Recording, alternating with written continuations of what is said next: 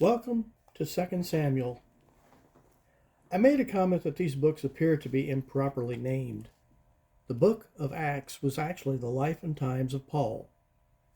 The book of 1 Samuel was the life and times of Saul. The book of 2 Samuel about the life and times of David. Samuel was the prophet who anointed them to kingship, and Samuel died in Saul's reign.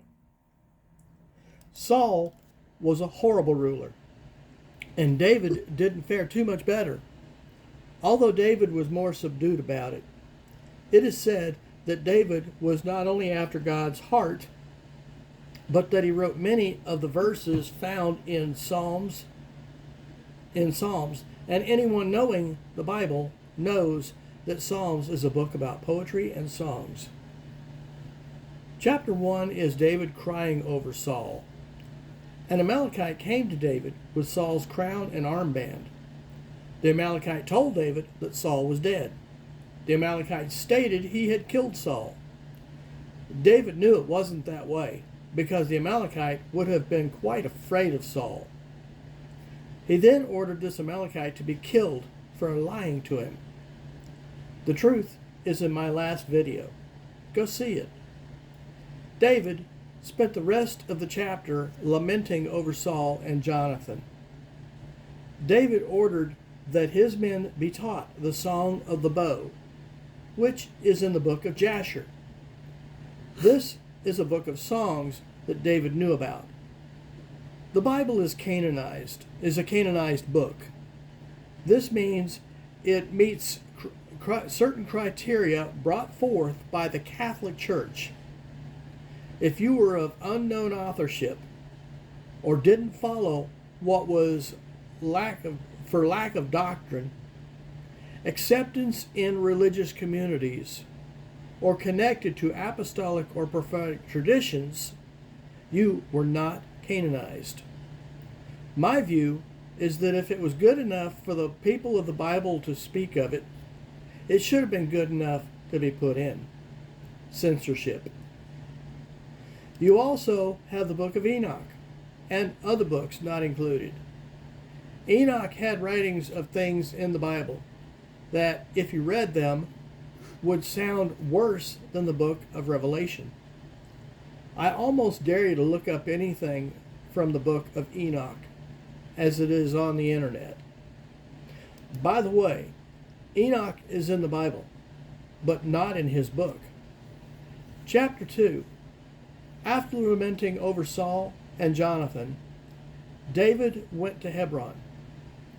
David then announces himself as the new king in Hebron. Meantime, Abner, Saul's army commander, moves Ishbosheth, Saul's son, who coincidentally would have been next in line for king because it always fell to the son of the previous king, was going to be in for a surprise because God changed the command by anointing David. Ishbosheth, the house of Judah, followed David. There, David ruled 7 years. Abner and David and their armies then met up at the pool of Gibeon to a showdown, and who really was king. David won. David and Saul's army fought each other from chapters 3 to chapter 4. David settles in Hebron and has 6 sons with 6 different wives. The first 4 were Amnon, Chileab, Absalom, and Adonijah. He then had Shephatiah, then Ithream. Abner, Saul's army leader, continued to strengthen his position in the army. Chapter 3, Ishbosheth, Saul's 4th son, questioned Abner about sleeping with Saul's concubine. Abner, of course, said, "Don't you dare accuse me of that." This scared Ishbosheth, and he dared not say any more. Abner then writes to David to find who actually owned the land so that Abner may give his leadership over to David. David said, "This is cool, but bring Michal with you." Michal had already been remarried to Paltiel. Paltiel cried about them taking her and followed them until he was sent home. Abner and his men went to Hebron to meet with David. David had a feast with them. Joab met with David and was enraged because David sent Abner to Hebron. Joab wanted Abner dead for killing Joab's brother, Asahel. Joab's brother. Okay. David found out and cursed Joab for this. David wept big time at Abner's tomb. He spent the biggest part of chapter 3 proving to the people that he had nothing to do with the murder. In chapter 4, Ishbosheth loses his courage, kind of like the Cowardly Lion. In chapter 4, Baanah and Rechab were leaders of Saul's raiding parties, part of the Benjamite clan, also known as Beerothites.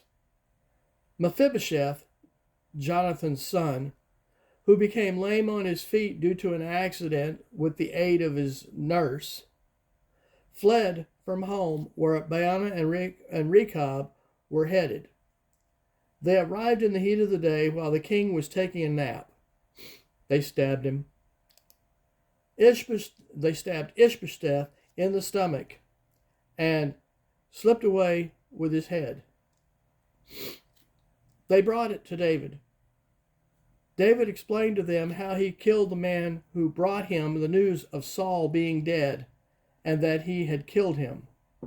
They said, "Oops," and David had them killed. Later on, you will find that God told David he would not build the tabernacle. This project would go to his son, Solomon, because he had too much blood on his hands. David took the head of Ishbosheth and buried it in Abner's tomb and cut off the hands and feet of the boys and hung them in the area of the pool. In chapter 5, all the tribes of Israel paid David a visit and announced him king over Israel. Yes, we know he was already king, but hey, words spread slow. No internet. What can you say? David is now 30 years old. He reigned for 40 years. David attacked the fortress of Zion and started calling it the City of David. He entered by the water shaft. A city is typically built on a hill, and a shaft is dug from the nearest water source to the city. If you block this water source, you can enter the city from beneath. It is a shaft that carries water, hence the name. This is what an entrance would look like. Obvious, this one has since dried up. David then rebuilds the city, including, of course, a palace for himself. At chapter 13, David proves he has an insatiable taste for women, because back in Hebron, he takes up more wives. This is just a humorous side thought.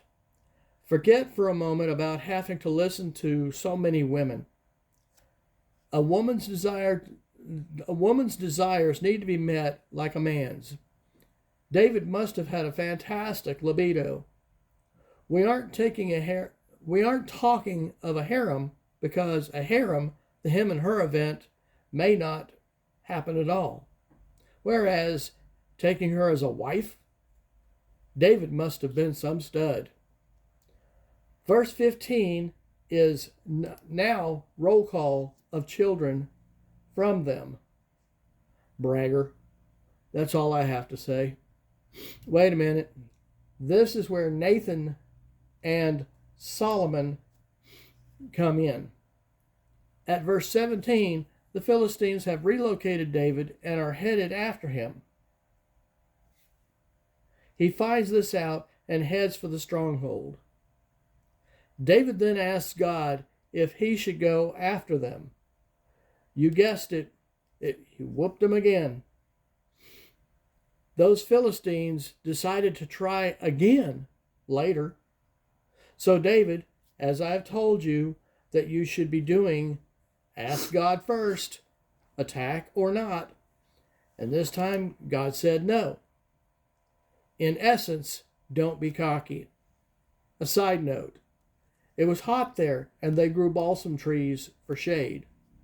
As it turns out, they were using these trees for cooling down during the war, and God knew this. He told David when and where to go. Chapter 6. David now goes after the Ark of the Covenant. Here is where I step off for a moment. Church of Christ does not believe in musical instruments in their services. Looks like David was way out of line because he went psycho. Let's move on. I wish David would have spoken to his guys about how to handle, or not, the ark. Say what? Uzzah, well, a picture is worth 1,000 words, so here you go. You can read it too. David then temporarily chickened out on bringing the ark home. It remained with Obed-Edom for 3 months while David got his act together.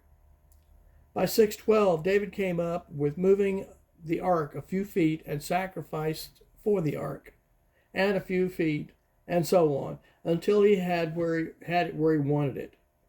By 616, Michal saw David come to town and was embarrassed with him.